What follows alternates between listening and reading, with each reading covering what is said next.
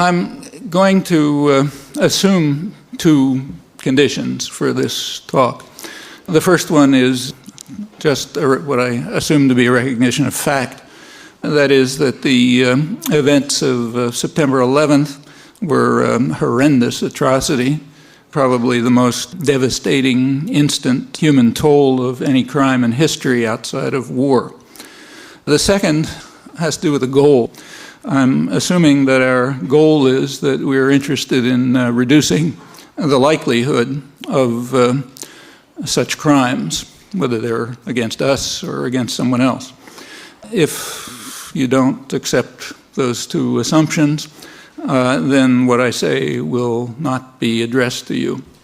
If we do accept them, then a number of questions arise, closely related ones, which merit a good deal of thought. One question, and by far the most important one, is what is happening right now. Implicit in that is what we can do about it. Second has to do with the very common assumption that what happened on September 11th is a historic event, one which will change history. I tend to agree with that. I think it's true. It was a historic event, and the question we should be asking is exactly why. A third question has to do with the title, the war against terrorism. Exactly what is it? And there's a related question, namely, what is terrorism? Fourth question, which is narrower but important, has to do with the origins of the crimes of September 11th. And the fifth question that I want to talk a little about is what policy options there are in fighting this war against terrorism and dealing with the situations that led to it. Well, let's start with right now. I will talk about the situation in Afghanistan. I'll just keep to uncontroversial sources like the New York Times. According to the New York Times, there are 7 to 8 million people in Afghanistan on the verge of starvation. That was true actually before September 11th. They were surviving on international aid. On September 16th, the Times reported, I'm quoting it, that the United States demanded from Pakistan the elimination of truck convoys that provide much of the food and other supplies to Afghanistan's civilian population. As far as I could determine, there was no reaction in the United States, or for that matter in Europe, to the demand to impose massive starvation on millions of people. The threat of military strikes forced the removal of international aid workers that crippled the assistance programs. Actually, I'm quoting again from the New York Times. Refugees reaching Pakistan after arduous journeys from Afghanistan are describing scenes of desperation and fear at home as the threat of American-led military attacks turns their long-running misery into a potential catastrophe. The country was on a lifeline, and we just cut the line, quoting an evacuated aid worker in the New York Times Magazine. The World Food Program, the UN program, were able to resume after 3 weeks. In early October, they began to resume at a lower level, resume food shipment. They don't have international aid workers within, so the distribution system's hampered. That was suspended as soon as the bombing began. They then resumed, but at a lower pace, while aid agencies leveled scathing condemnations of U.S. airdrops, condemning them as propaganda tools, which are probably doing more harm than good. And that happens to be quoting from the London Financial Times, but it's easy to continue. After the first week of bombing, the New York Times reported in a back page inside a column on something else that by the arithmetic of the United Nations, there will soon be 7.5 million Afghans in acute need of even a loaf of bread. And there are only a few weeks left before the harsh winter will make deliveries to many areas totally impossible. Continuing to quote, but with bombs falling, the delivery rate is down to 1/2 of what is needed. Casual comment, which tells us that Western civilization is anticipating the slaughter of, well, do the arithmetic, 3 to 4 million people, something like that. On the same day, the leader of Western civilization dismissed with contempt, once again, offers of negotiation for delivery of the alleged target, Osama bin Laden, and a request for some evidence to substantiate the demand for total capitulation was dismissed. On the same day, the special rapporteur of the United Nations in charge of food pleaded with the United States to stop the bombing to try to save millions of victims. As far as I'm aware, that was unreported. The major aid agencies, Oxfam and other Christian Aid and others, joined in that plea. Didn't find a report in the New York Times. There was a line in the Boston Globe hidden in a story about another topic, Kashmir. I could easily go on. But all of that, first of all, indicates to us what's happening. It looks like what's happening is some kind of silent genocide. It also gives a good deal of insight into the elite culture, the culture that we're part of. It indicates that what will happen, we don't know, but plans are being made and programs implemented on the assumption that they may lead to the death of several million people in the next couple of weeks. Very casually, with no comment, no particular thought about it. That's just kind of normal here. And in a good part of Europe, not in the rest of the world. In fact, not even in much of Europe. So if you read the Irish press or the press in Scotland, say, that close, reactions are very different. That's what's happening now. What's happening now is very much under our control. We can do a lot to affect what's happening. And that's roughly it. Let's turn to the slightly more abstract questions, forgetting for the moment that we're in the midst of apparently trying to murder 3 or 4 million people. Not Taliban, of course, they're victims. Let's turn to the question of the historic event that took place in September 11th. And as I said, I think that's correct. It was a historic event. Not, unfortunately, because of its scale.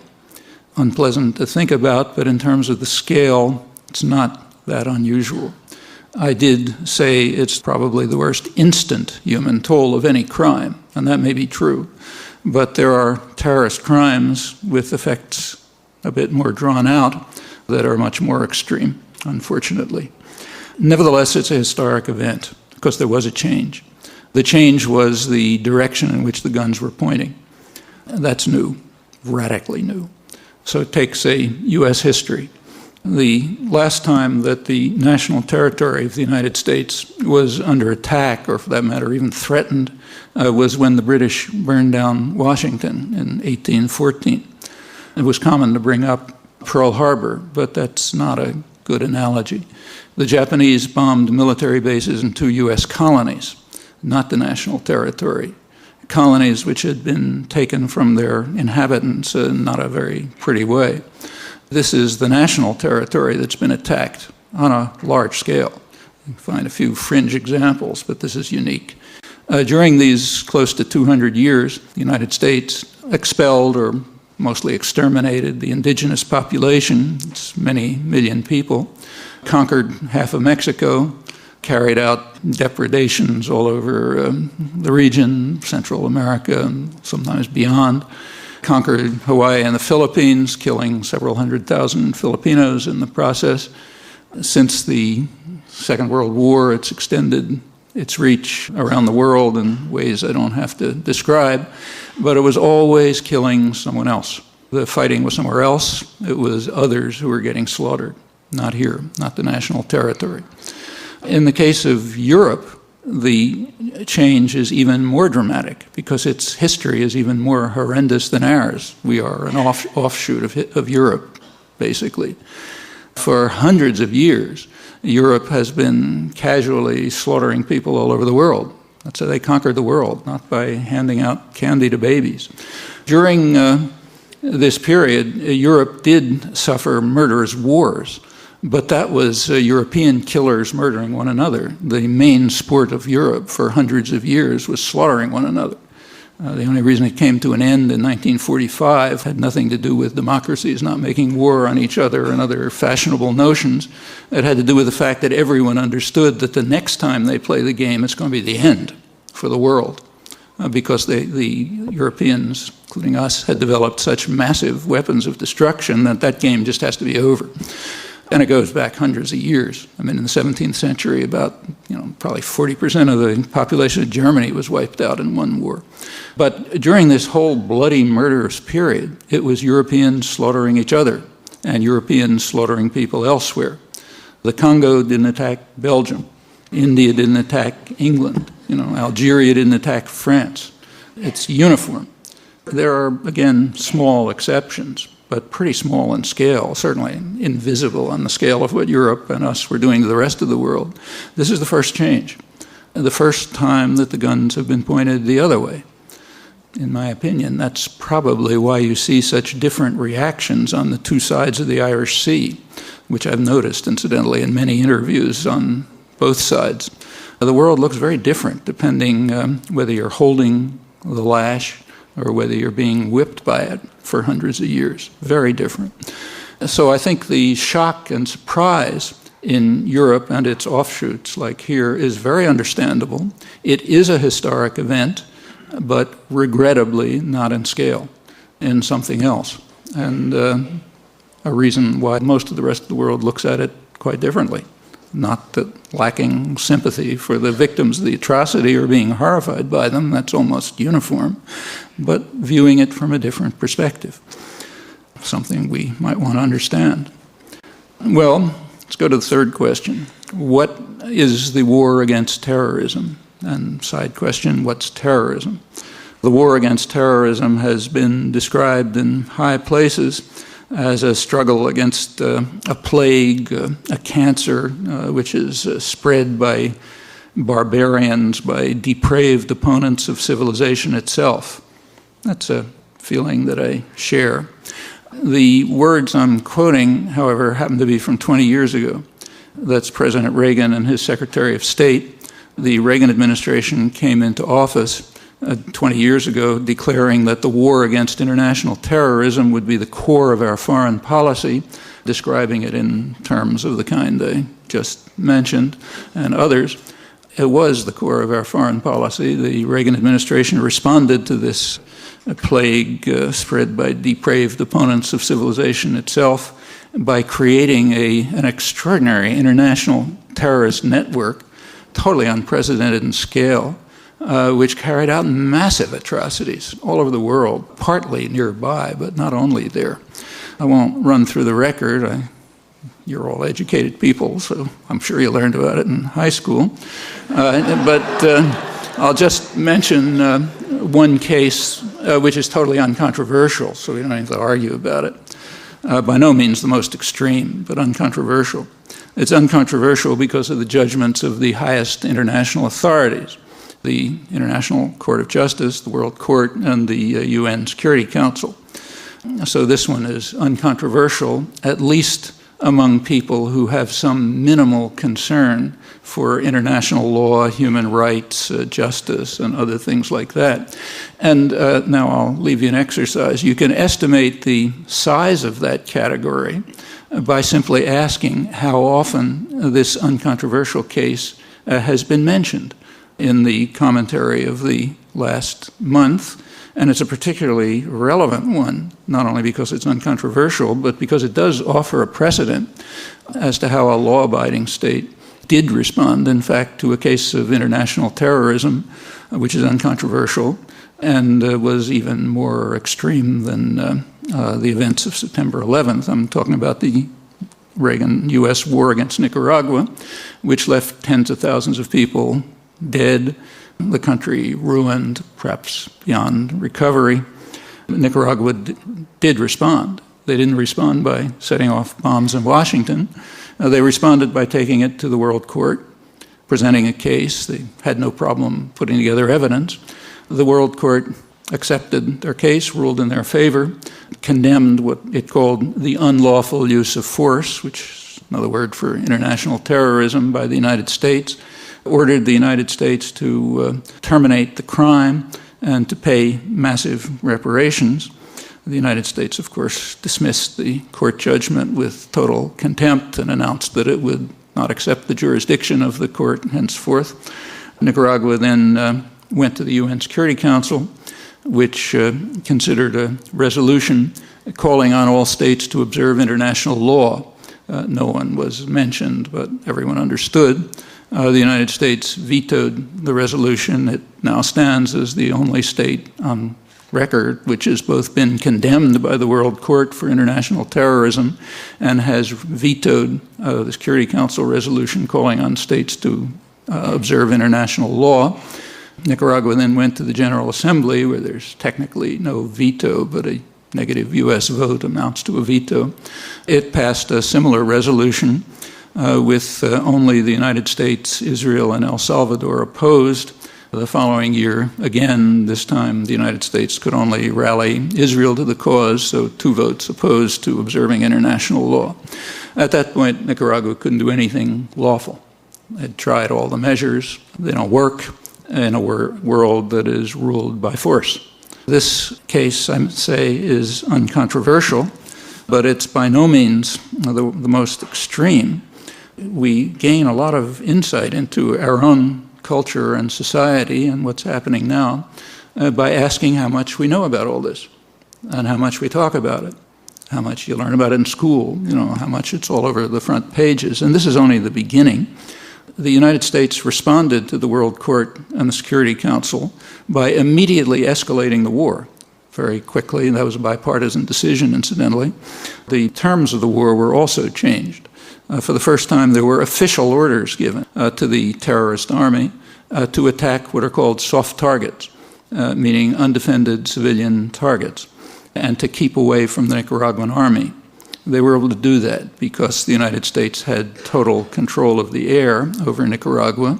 The mercenary army was supplied with advanced communication equipment. It wasn't a guerrilla army in the normal sense, and could get instructions about the disposition of Nicaraguan army forces so they could attack agricultural collectives, health clinics, and so on, soft targets, with impunity. Those were the official orders. What was the reaction? It was known, and there was a reaction to it.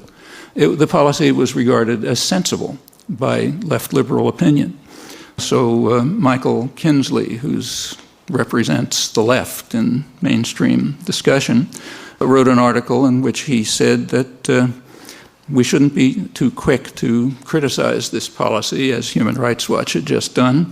He said, a sensible policy must meet the test of cost-benefit analysis.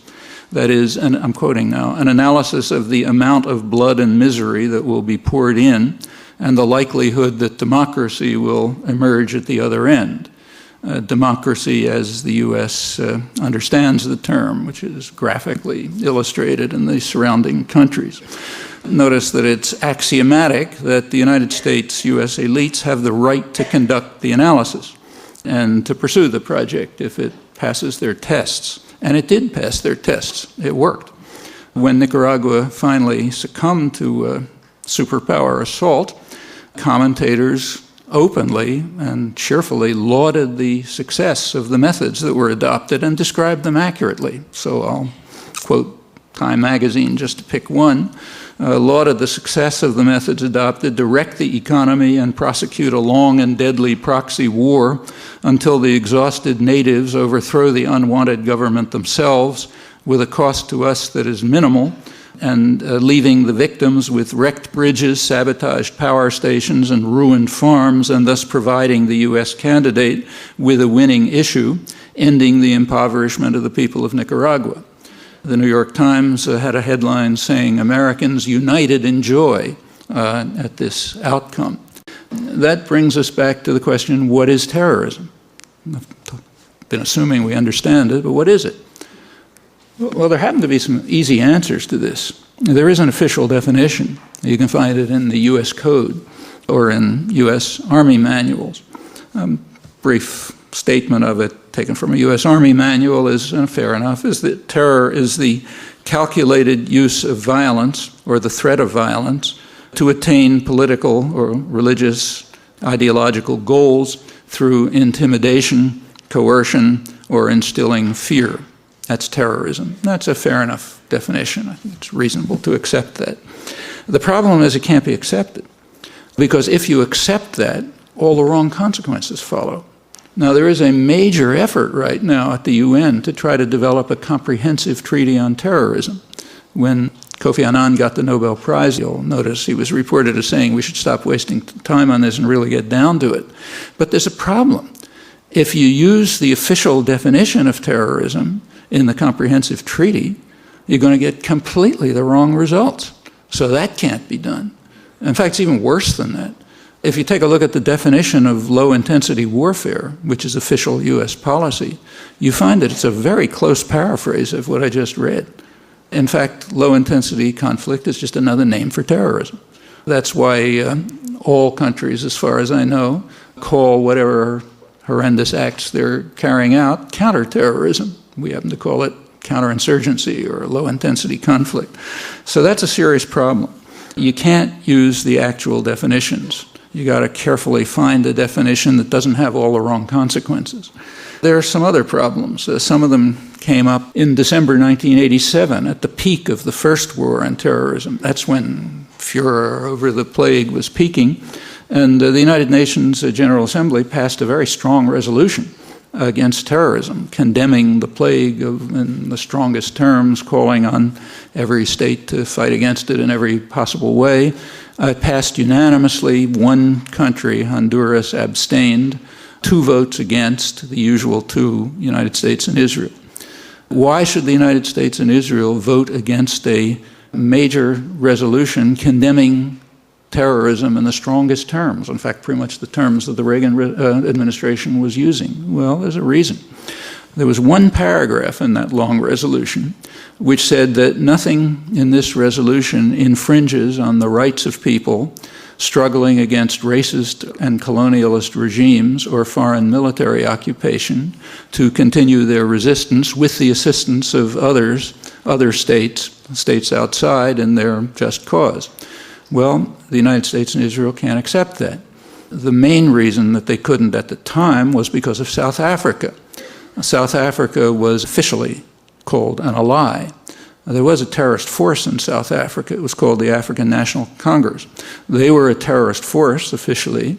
South Africa, in contrast, was an ally, and we certainly couldn't support actions by a terrorist group struggling against a racist regime. That would be impossible.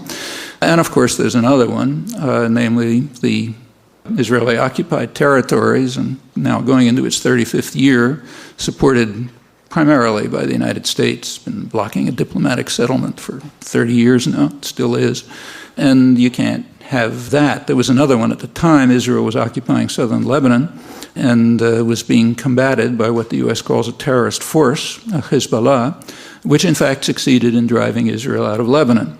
And you can't allow anyone to struggle against a military occupation when it's one that we support. So therefore, the U.S. and Israel had to vote against the major UN resolution on terrorism. And I mentioned before that a U.S. vote against is essentially a veto, which is only half the story. It also vetoes it from history. So none of this was ever reported, and none of it appears in the annals of terrorism. You look at the scholarly work on terrorism and so on, nothing that I've just mentioned appears. The reason is it's got the wrong people holding the guns.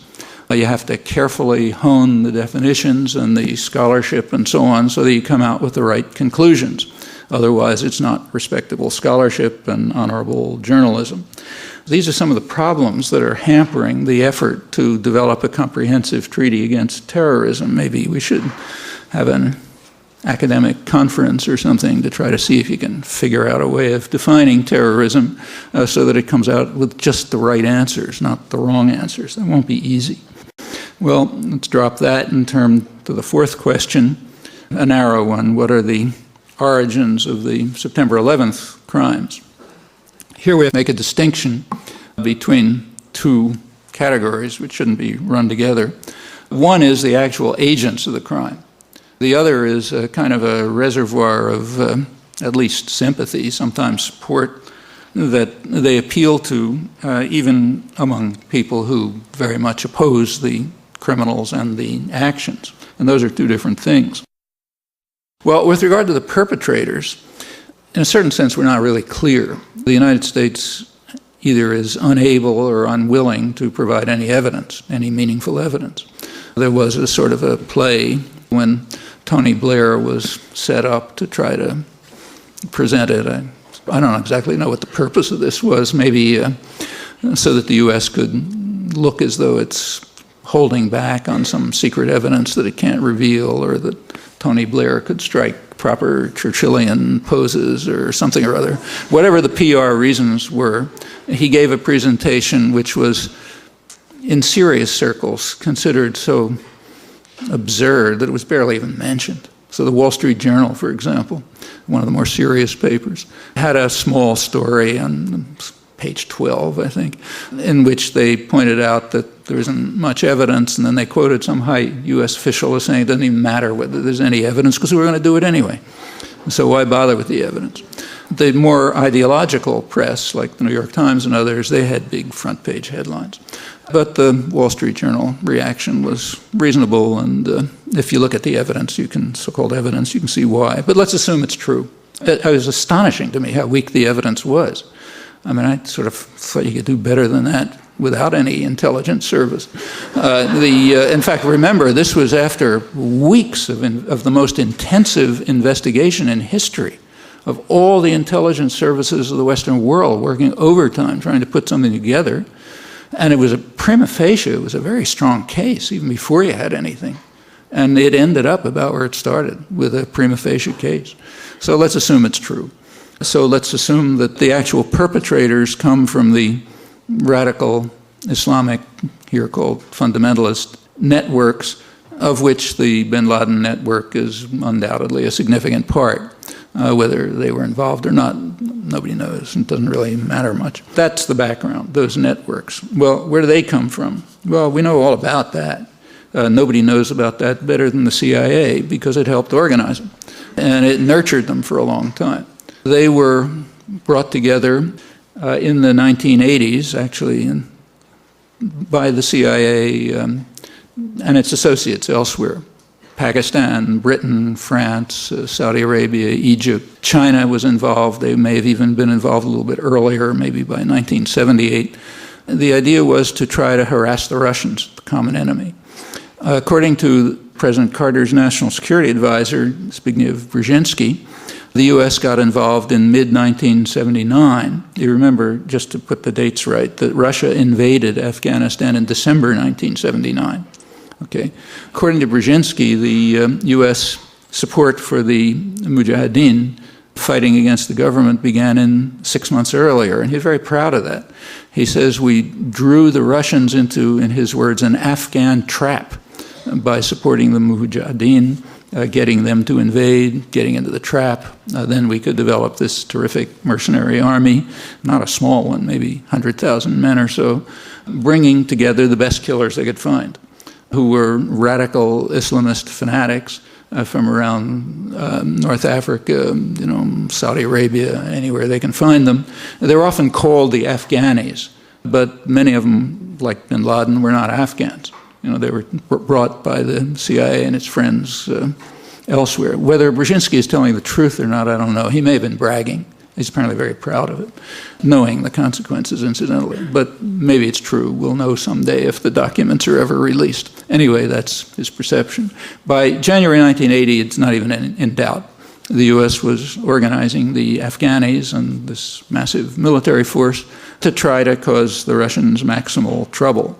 It was a legitimate thing for the Afghans to fight the Russian invasion, but the U.S. intervention was not helping the Afghans. In fact, it helped destroy the country and much more. It did force the Russians to withdraw, finally, although many analysts believe it probably delayed their withdrawal because they were trying to get out already. Anyway, whatever, they did withdraw. Meanwhile, the terrorist forces that the CIA was organizing, arming, and training, were pursuing their own agenda right away. It was no secret. One of their first acts was in 1981 when they assassinated the president of Egypt, who was one of the most enthusiastic of their creators. In 1983, one suicide bomber, who may or may not have been connected, it's pretty shadowy, nobody knows, but one suicide bomber drove the U.S. Army military out of Lebanon. And it continued. They have their own agenda. The U.S. was happy to mobilize them to fight its cause, but meanwhile they're doing their own thing, and they were very clear about it. After 1989, when the Russians had withdrawn, they simply turned elsewhere. Since then, they've been fighting in Chechnya, in Western China, and Bosnia, Kashmir, Southeast Asia, North Africa, all over the place. They're telling us just what they think. You know, the United States wants to silence the one free television channel in the Arab world because it's broadcasting a whole range of things, from Powell over to Osama bin Laden. So the U.S. is now joining the repressive regimes of the Arab world to try to shut it up. But if you listen to it, if you listen to what bin Laden says, it's worth it. I mean, there are plenty of interviews. And there are plenty of interviews by leading Western reporters, if you don't want to listen to his own voice, Robert Fisk and others.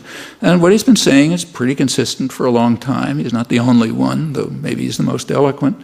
It's not only consistent over a long time, it's consistent with their actions. So there's every reason to take it seriously. Their prime enemy is what they call the corrupt and oppressive, authoritarian, brutal regimes of the Arab world. And when they say that, they get quite a resonance in the region. And they want to replace them by properly Islamist governments. That's where they lose the people of the region. But up till then, they're with them. From their point of view, even Saudi Arabia, the most extreme fundamentalist state in the world, I suppose, short of the Taliban, which is an offshoot, even that's not Islamist enough for them. It has even more than that. Okay, at that point, they get very little support. But up until that point, they get plenty of support. Also, they want to defend Muslims elsewhere. They hate the Russians like poison. But as soon as the Russians pulled out of Afghanistan, they stopped carrying out terrorist acts in Russia, as they'd been doing with CIA backing before that in Russia, not just in Afghanistan.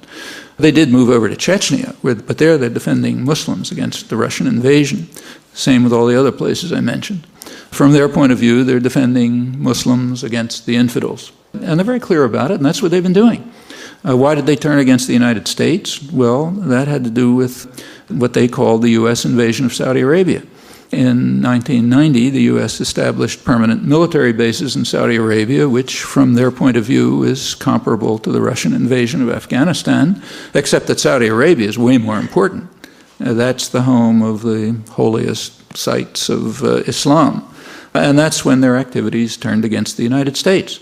Recall that in 1993, they tried to blow up the World Trade Center.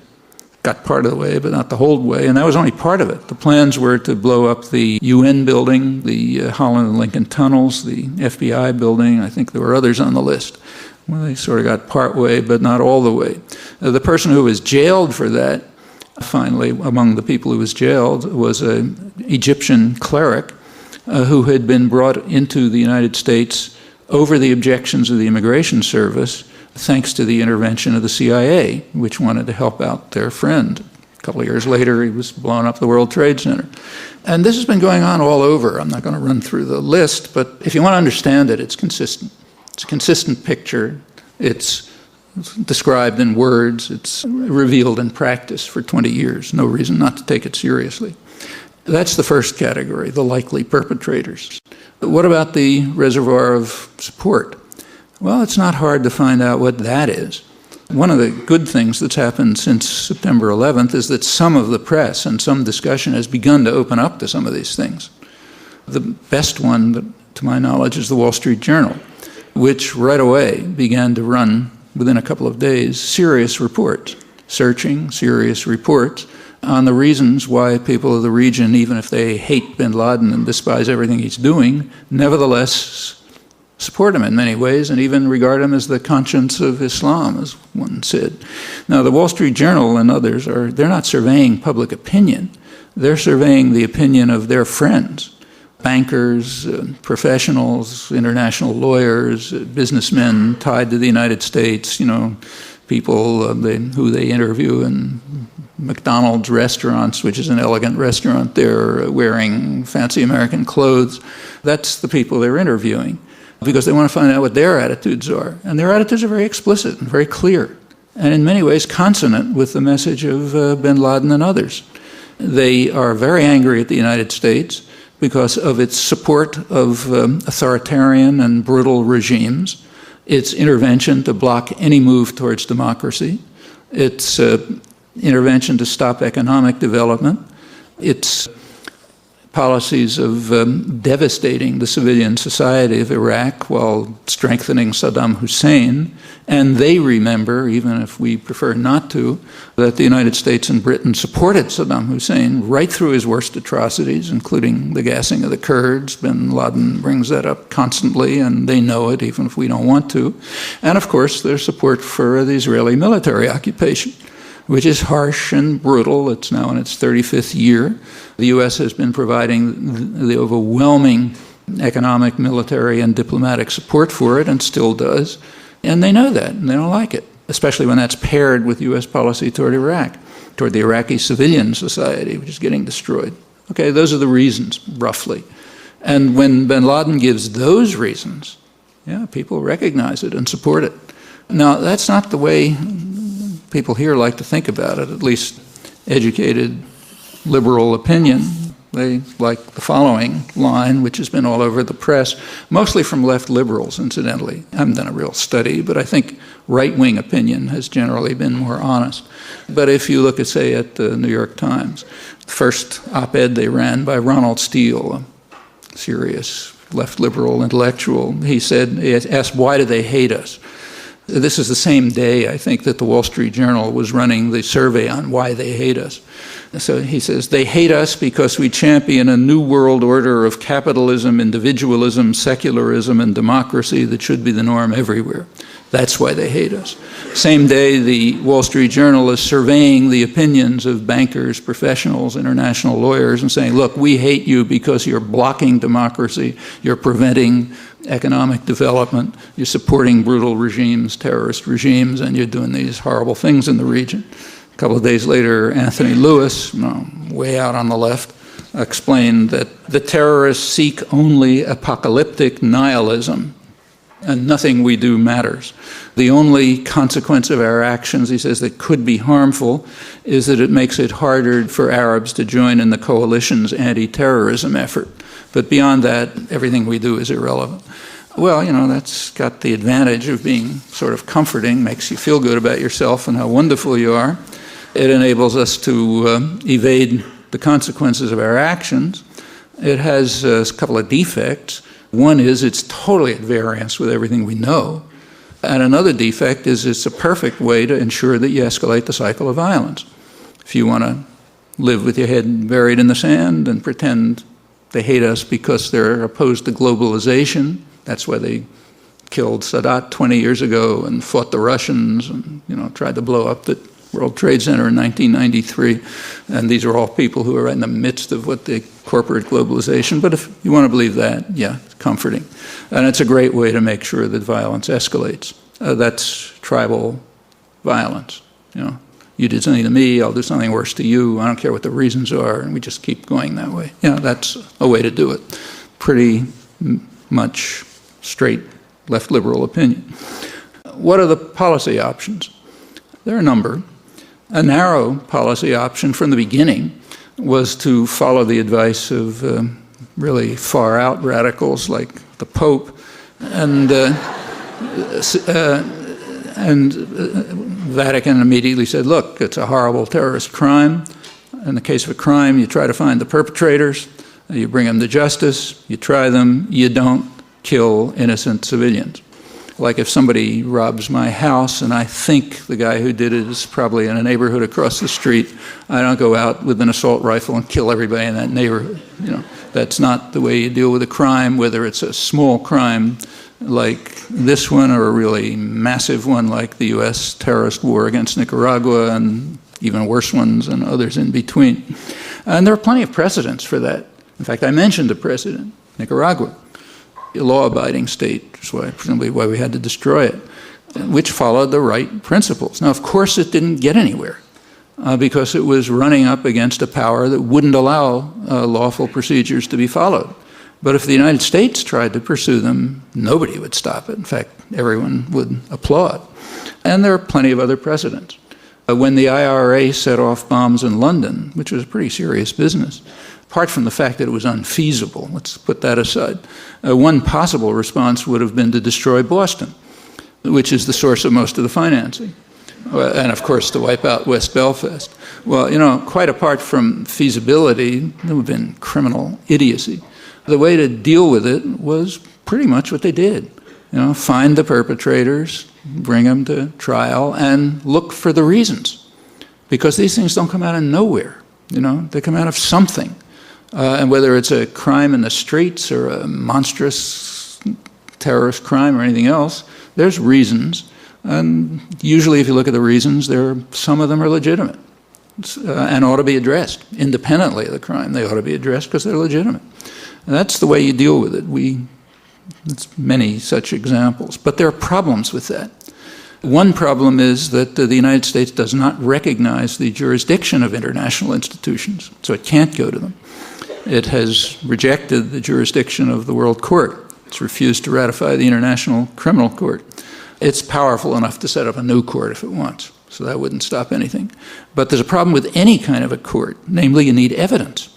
You go to any kind of court, you're going to need some kind of evidence, not Tony Blair talking on television. And that's very hard. It may be impossible to find. It could be that the people who did it killed themselves. Nobody knows this better than the CIA. These are decentralized, non-hierarchic networks. They follow a principle that's called leaderless resistance. That's the principle that's been developed by the Christian right terrorists in the United States. It's called leaderless resistance. You have small groups that do things, they don't talk to anybody else. There's a kind of a general background of assumptions, and then you do it. Actually, people in the anti-war movement are very familiar with this. We just call it affinity groups. If you assume correctly that whatever your group you're in is being penetrated by the FBI, when something serious is happening, you don't do it in a meeting. You do it with some people you know and trust, an affinity group. And then it doesn't get penetrated. That's one of the reasons why the FBI has never been able to figure out what's going on in any of the popular movements. And other intelligence agencies are the same. They can't, That's leaderless resistance, or affinity groups and decentralized networks are extremely hard to penetrate. And it's quite possible that they just don't know. When Osama bin Laden claims he wasn't involved, that's entirely possible. In fact, it's pretty hard to imagine how a guy in a cave in Afghanistan who doesn't even have a radio or a telephone could have planned a highly sophisticated operation like that. Chances are it's part of the background, like other leaderless resistance terrorist groups, which means it's going to be extremely hard to find evidence. The U.S. doesn't want to present evidence because it wants to be able to do it, to act without evidence. That's a crucial part of the reaction.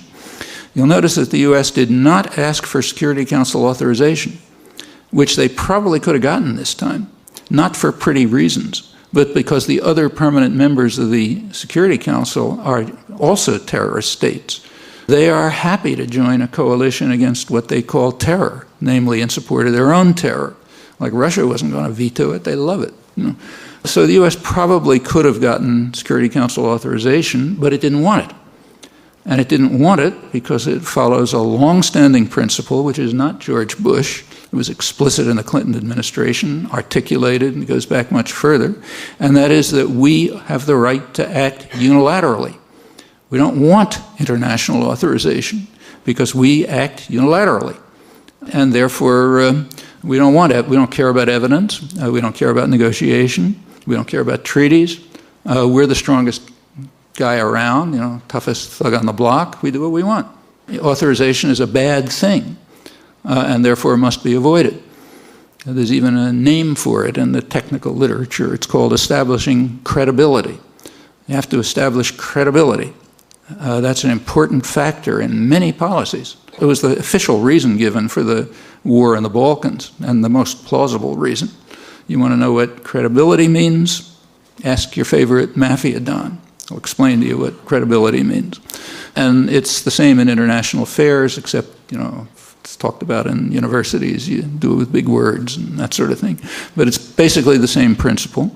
And it makes sense, and it usually works.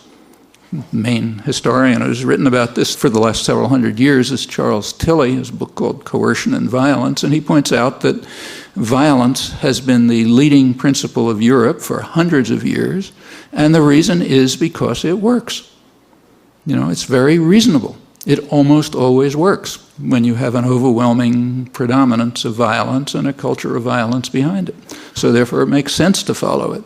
Well, those are all problems in pursuing lawful paths. And if you did try to follow them, you'd really open some very dangerous doors. Like the U.S. is demanding that the Taliban hand over Osama bin Laden. And they're responding in a way which is regarded as totally absurd and outlandish in the West. Namely, they're saying, okay, but first give us some evidence.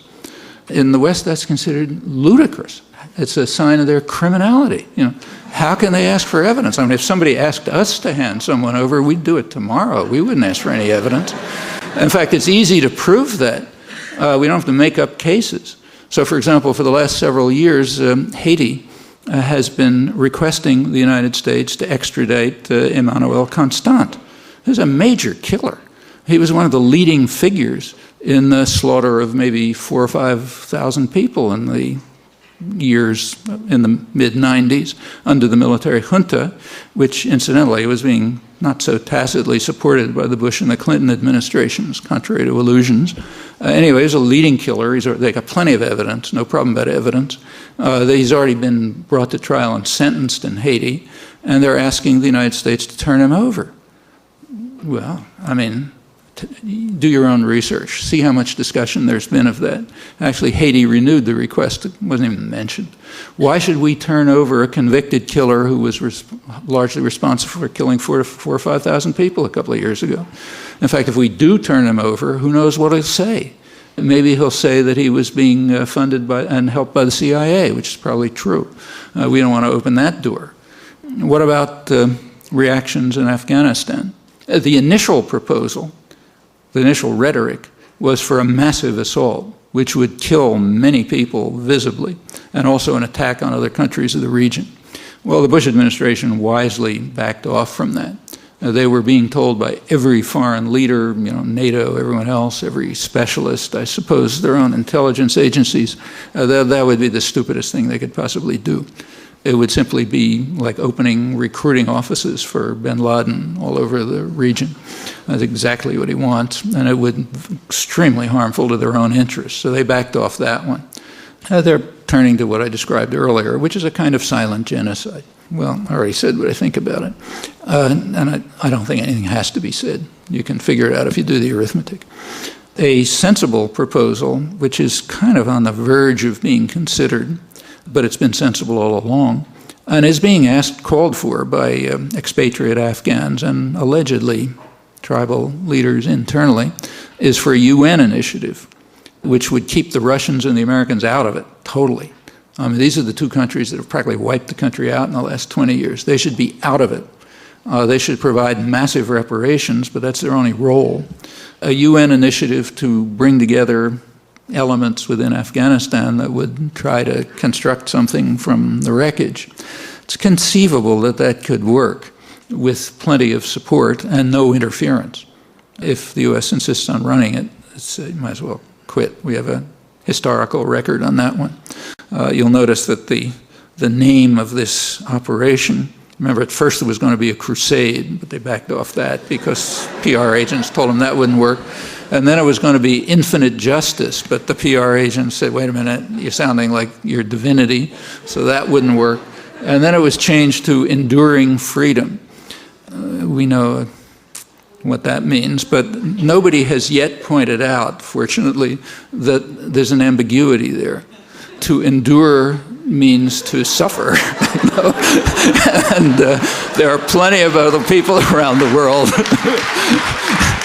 who have endured what we call freedom. Again, fortunately, we have a very well-behaved, educated class, so nobody has yet pointed out this ambiguity. But if it's done, there'll be another problem to deal with. But if we can back off enough so that some more or less independent agency, maybe the UN, maybe credible NGOs, can take the lead in trying to reconstruct something from the wreckage with plenty of assistance, and we owe it to them, then maybe something would come out. Beyond that, there are other problems. We certainly want to reduce the level of terror, certainly not escalate it. There's one easy way to do that, and therefore it's never discussed, namely stop participating in it. That would automatically reduce the level of terror enormously. But that you can't discuss. Well, we ought to make it possible to discuss it. So that's one easy way to reduce the level of terror. Beyond that, we should rethink the kinds of policies, and Afghanistan's not the only one, in which we organize and train terrorist armies. That has effects. We're seeing some of the effects now. September 11th is one. Rethink it. Rethink the policies that are creating a reservoir of support. Exactly what the bankers and lawyers and so on are saying in places like Saudi Arabia, and on the streets it's much more bitter, as you can imagine. That's possible. Those policies aren't graven in stone. And furthermore, there are opportunities. It's hard to find many rays of light in the last couple of weeks, but one of them is that there is an increased openness. Lots of issues are open for discussion, even in elite circles, certainly among the general public, that were not a couple of weeks ago. That's dramatically the case. I mean, if a newspaper like, say, USA Today can run a very good article, serious article on life in the Gaza Strip, there's been a change. The things I mentioned in the Wall Street Journal, that's change. And among the general public, I think there's much more openness and willingness to think about things that were under the rug and so on. These are opportunities, and they should be used, at least by people who accept the goal of trying to reduce the level of violence and terror, including potential threats that are extremely severe, could make even September 11th pale into insignificance. Thanks.